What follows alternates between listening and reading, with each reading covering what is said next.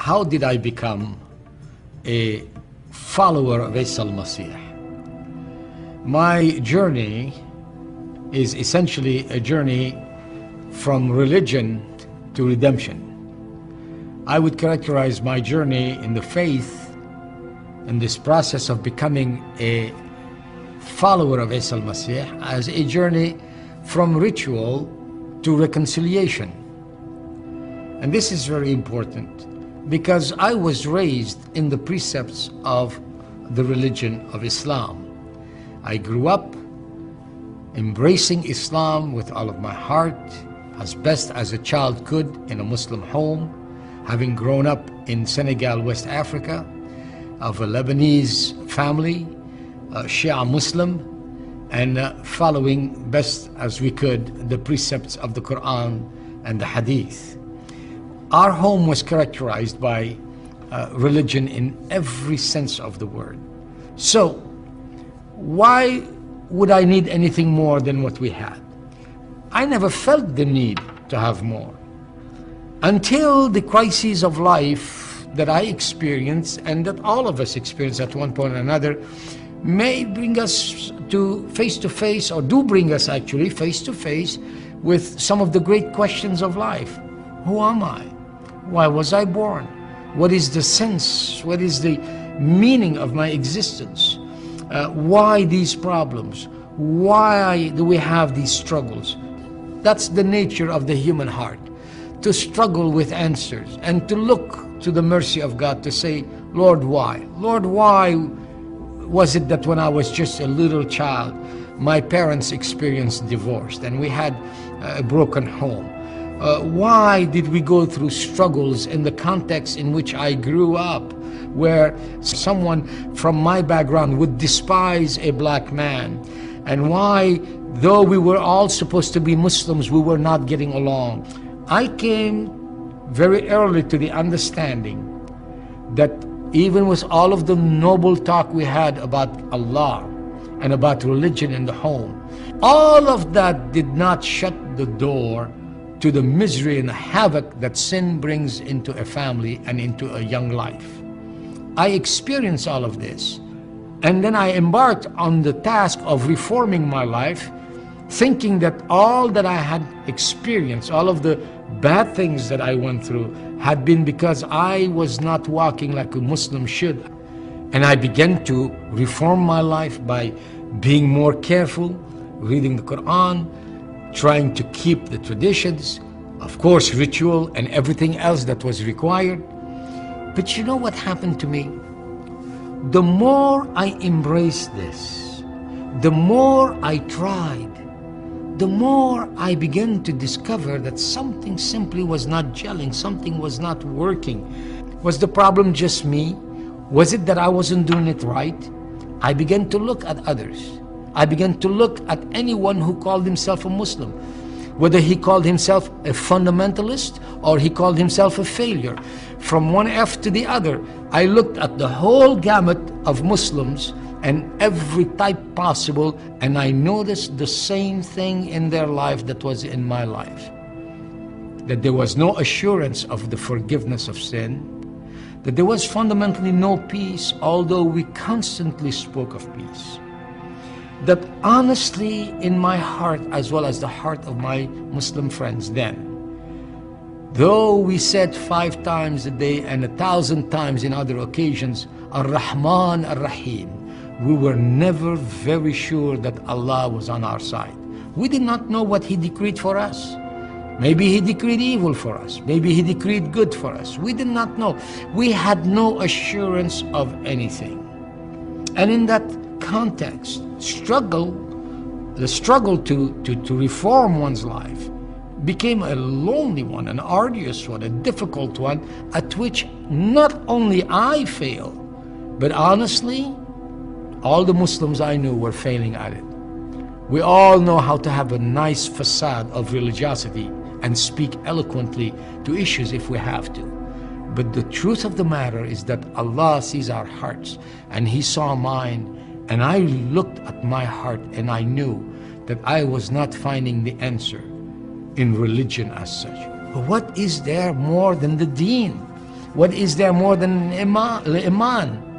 What is there that I needed that would take me to the next level, to the next step? I did not know. Where would I turn? What Isa al-Masih came to put before us was not just a set of rules or laws or things that we can bring forth as meritorious deeds, such as whether we call it prayer or giving alms or anything else. He came to teach us that beyond religion we needed relationship. And relationship cannot happen between us and Allah to be in the true peace, in the true Islam, in the true Salam. We cannot have that without there being first a reconciliation. This is what is taught, to have reconciliation, reconciled in the heart. This is what I learned through the message of Isa al-Masih that someone shared with me. That person, in fact, the first time that person talked to me, I was very angry with that person, saying, do not talk to me about such religious issues.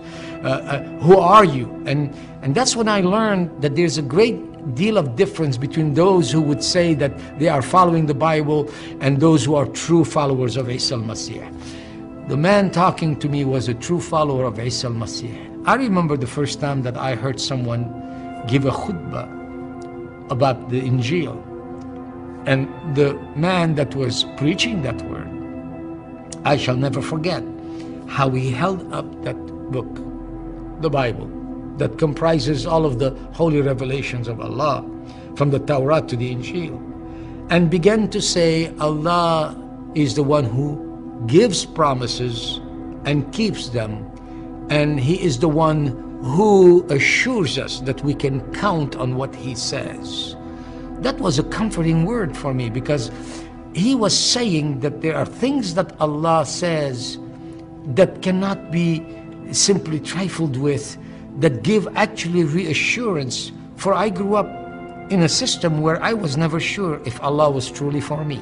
I was taught that Allah is closer to me than my jugular vein. But when I went to the Quran to read that, I found out that this is not speaking about a tender, loving nearness to me, but that it was a warning to those who actually were not being obedient. So I was in fear rather than at peace.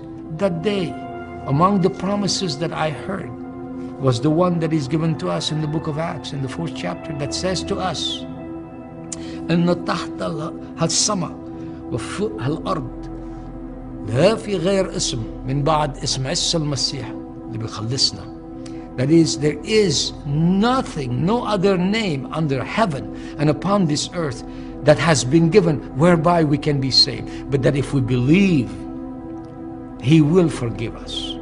That He is the one who did give His life as a ransom, the sacrifice that Allah provided. That belief pierced my heart. It wasn't something I was looking for, I wasn't thinking, and thank God this was not an invitation for me, so to speak, to switch religions. That's not what it's about.